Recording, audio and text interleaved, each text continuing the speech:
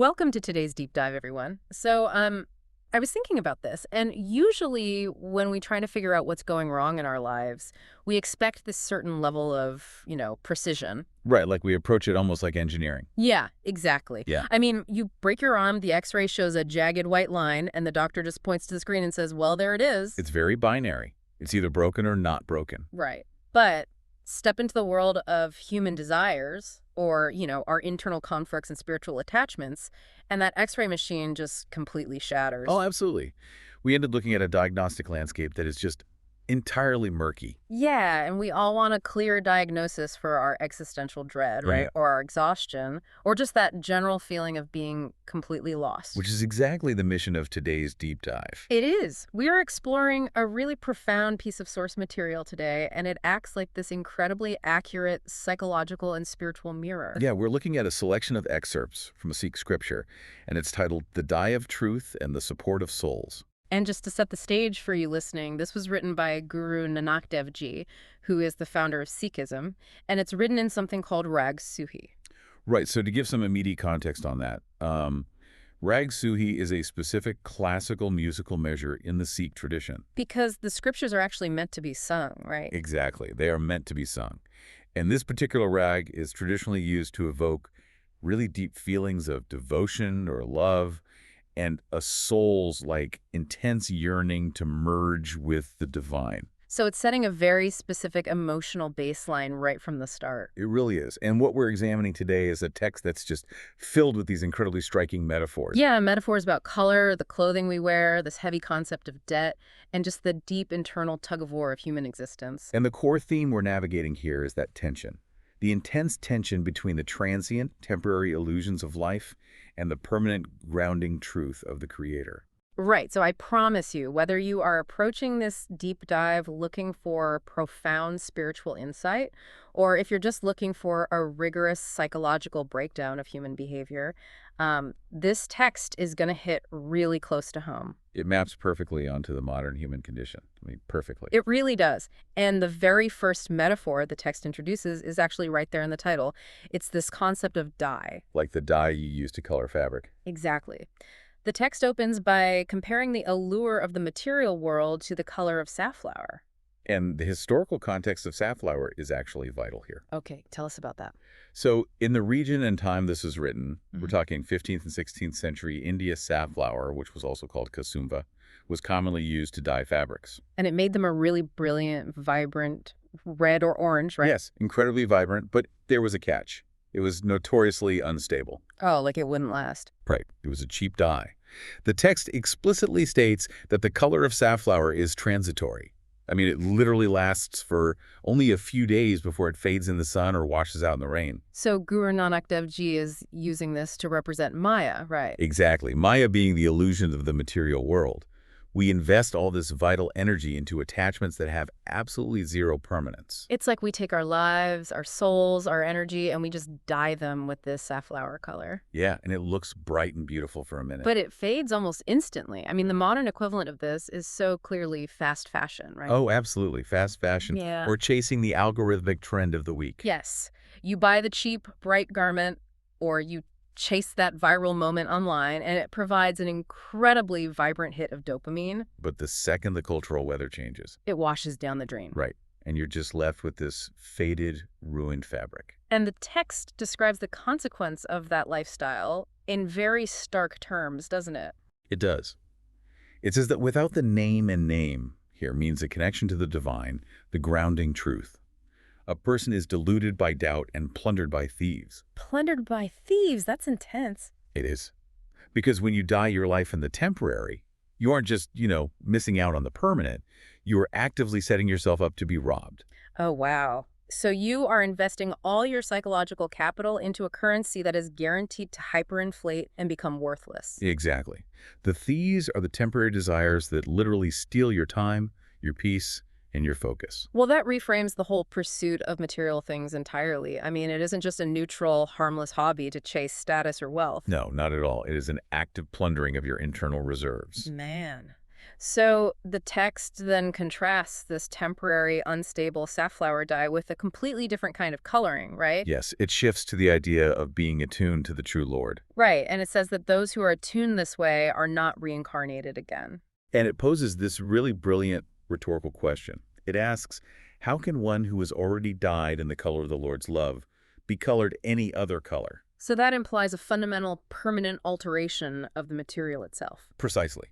Because in the textile practices of that time, there were other dyes, like madder root, which required a really complex process. But the result was totally different. Right. The result was incredibly color fast. It literally bonded with the fibers on a chemical level. And the text makes it very clear who is actually facilitating this permanent bonding. Yes. It refers to God explicitly as the dyer. The master dyer. Exactly.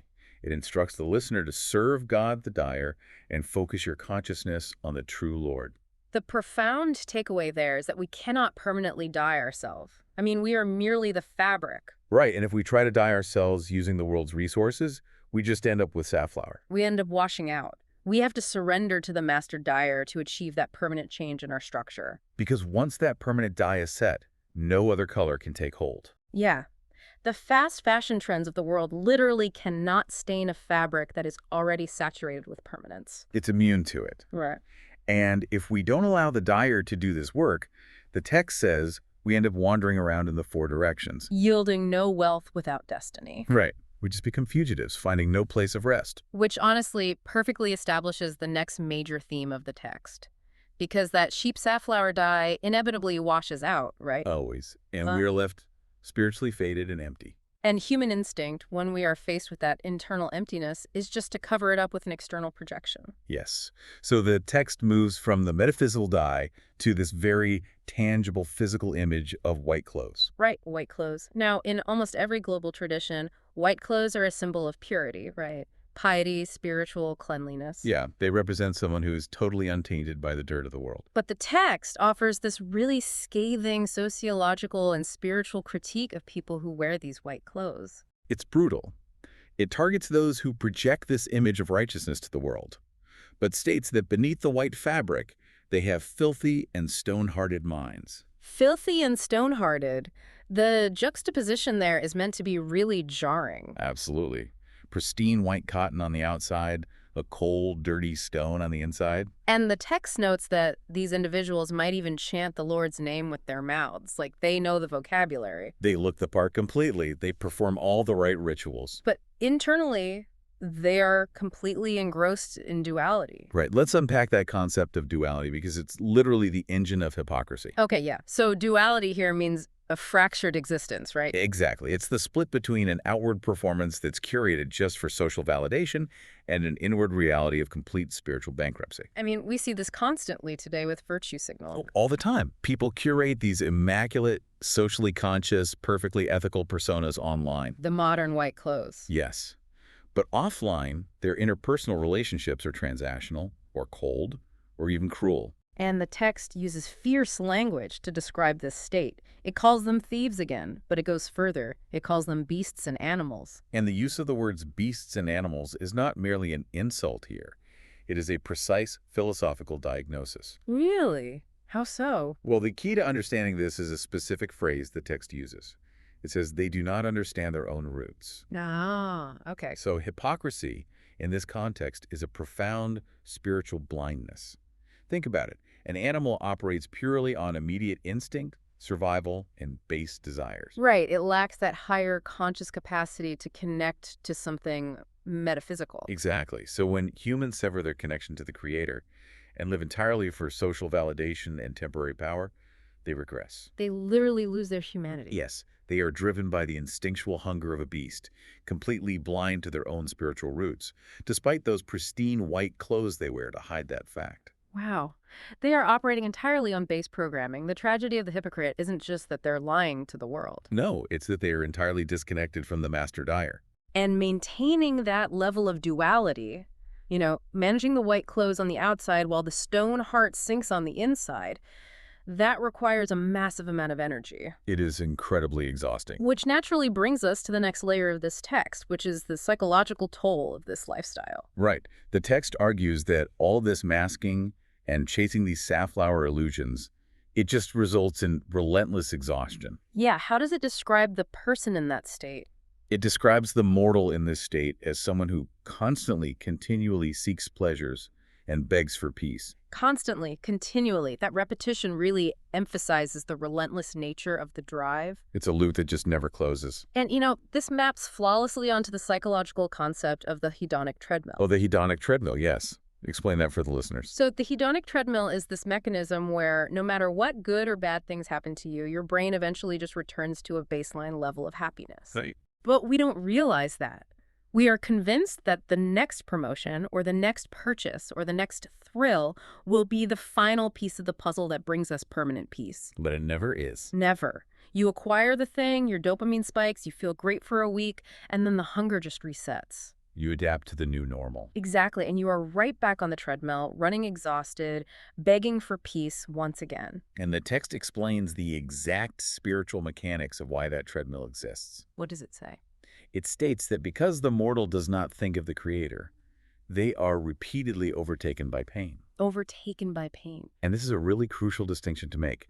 The pain isn't a punitive lightning bolt sent from the sky because they broke a rule. Right. The pain is the natural, inevitable consequence of seeking permanent peace in temporary things. The paradox there is striking, isn't it? The pursuit of peace is actually the engine of the pain. Exactly. The frantic begging and the constant seeking, they create a state of perpetual lack. So how does the text suggest we short-circuit this loop? Like, how do we step off the treadmill? Well, the antidote provided is intellectually simple, but practically it's incredibly challenging. Okay, I'm ready. What is it? The text states that if the giver of pleasure and pain dwells within the mind, the body feels no need or hunger. Wait, the giver of pleasure and pain. Yes. You don't just invite the pleasure and reject the pain. You accept both as deliberate gifts from the Creator. Oh, wow. So by neutralizing the distinction between what you crave and what you avoid, you neutralize the body's desperate hunger. Exactly. That requires such radical acceptance. It really does. I mean, if you stop labeling every experience as a good thing you must desperately hold on to, or a bad thing you must frantically escape. And instead you view all of it as sustenance from the master dyer. Right. Then the treadmill stops. You give up the illusion of control. But the reality is, most of us refuse to give up that control. We really do. We keep running, we keep putting on the white clothes, we keep dyeing our fabric with safflower. And the text pivots to the ultimate consequence of doing that for an entire lifetime. Because eventually, the cognitive load is just too much. The bill comes due, and we arrive at what we could basically call the cosmic audit. Right. The concept of karmic debt is really central to this section. It outlines a very strict accounting, doesn't it? It does. It says the one with a debt is summoned. Their account is called for, it is reviewed, and payment is demanded. And the imagery used to describe this reckoning is pretty severe. I mean, it says the messenger of death smashes his head. Yes, that is incredibly intense imagery. Let's look closely at that, because the messenger of death smashes his head sounds like a literal threat of physical violence in the afterlife. Right. But from a psychological or philosophical standpoint, is the text describing an external literal punishment? Or is it describing something else? Like, is the smashing the crushing weight of realizing you spent your entire life running on a treadmill for a dye that washed away? I think the text fully supports that internal psychological reading. Okay, how so? Because it immediately bridges the severe imagery of death with this deeply relatable state of inner conflict. Ah. It says, by indecision and inner conflict, you shall come to ruin. Good and bad both pull at you. Good and bad both pull at you. So the smashing of the head is basically the brutal collision with reality. Exactly. The debt is the accumulated weight of your hypocrisy, your unmade choices, and your attraction to what the text calls games of love that yield nothing. You are pulled apart by your own duality. Precisely. And making any friend other than God, the text warns, means you will die and mingle with the dust. Die and mingle with the dust. It's the ultimate realization of impermanence. Yes. If you tie your identity to dust, to safflower, to fast fashion, to worldly status, when that dust scatters, you scatter with it. The ruin comes from the inner conflict of knowing on some level that you are made for the permanent, but choosing to invest entirely in the temporary. That is a terrifying diagnosis. It is. It's the moment the X-ray finally shows that complex fracture in your soul and you realize how badly you've broken yourself. But, and this is crucial, amidst all this intense reality of the karmic ledger and this psychological ruin, The text offers a profound lifeline. Thank goodness. What is the lifeline? It states, "Only love for the true one will save you.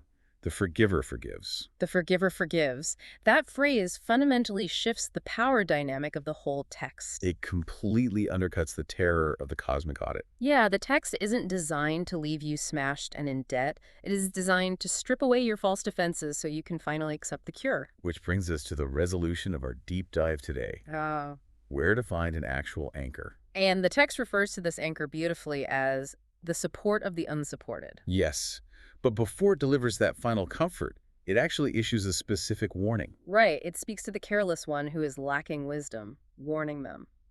Do not seek wisdom without the guru's protection. Let's clarify what guru means in this context, because it's absolutely essential to how one actually practices this surrender. Yeah, please do. So, in Sikhism, the word guru literally translates to the dispeller of darkness and the bringer of light. The bringer of light. Right. It refers to the divine wisdom and the guiding light.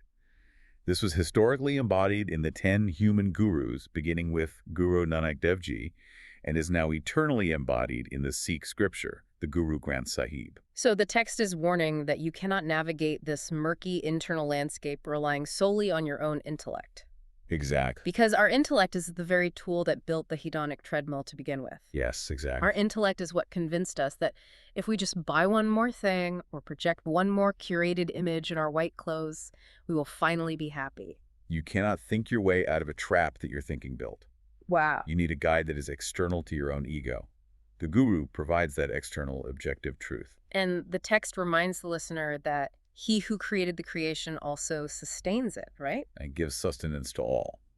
Therefore, the creator should never be forgotten from the mind. So practically speaking, how does someone actually do that? I mean, it's one thing to say surrender to the creator, but how does that translate into a mental model for everyday life? Well, based on this text, it really seems to be about a radical shift in the locus of control. Okay, so whenever you feel that inner conflict pulling you, or you feel the exhaustion of begging for peace, You have to actively remind yourself that you are not the architect of your own sustenance. it is a daily, almost momentary practice of mindfulness. Yes.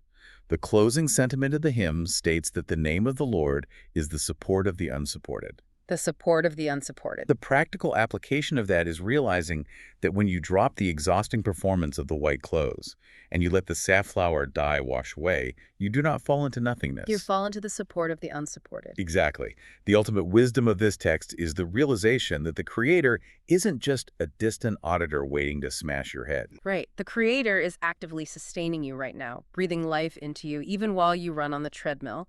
The diagnosis of the broken bone leads directly to the cure, but only if you are willing to look at the x-ray and admit that you are broken. That's the hardest part. It is.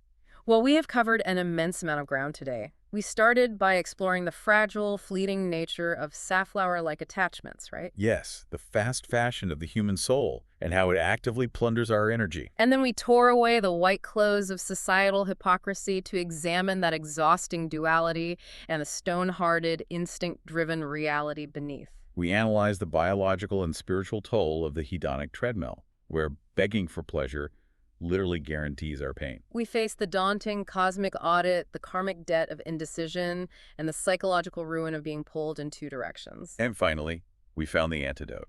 Stepping off the treadmill by radical acceptance, utilizing the wisdom of the guru, and finding peace in the ultimate anchor, the support of the unsupported. The progression of Guru Nanak Dev Ji's text is honestly just a masterful map of the human condition. It moves so systematically from our superficial illusions to the profound grounding truth of our existence. It really is incredible. Well, I want to leave you with a final thought to mull over, circling back to the very first metaphor. The dye. Yes, the dye. If God is the master dyer and you are the fabric, take a hard look at the dyes you are currently soaking in during your everyday life. Look at your habits, the media you consume, the social validation you crave, and the ambitions you are chasing so exhaustingly. Are you soaking yourself in colors that are guaranteed to wash down the drain at the end of your days? Or are you willing to surrender your fabric to absorb a dye that will last forever? Think about it. Keep questioning, keep learning, and we'll catch you on the next deep dive.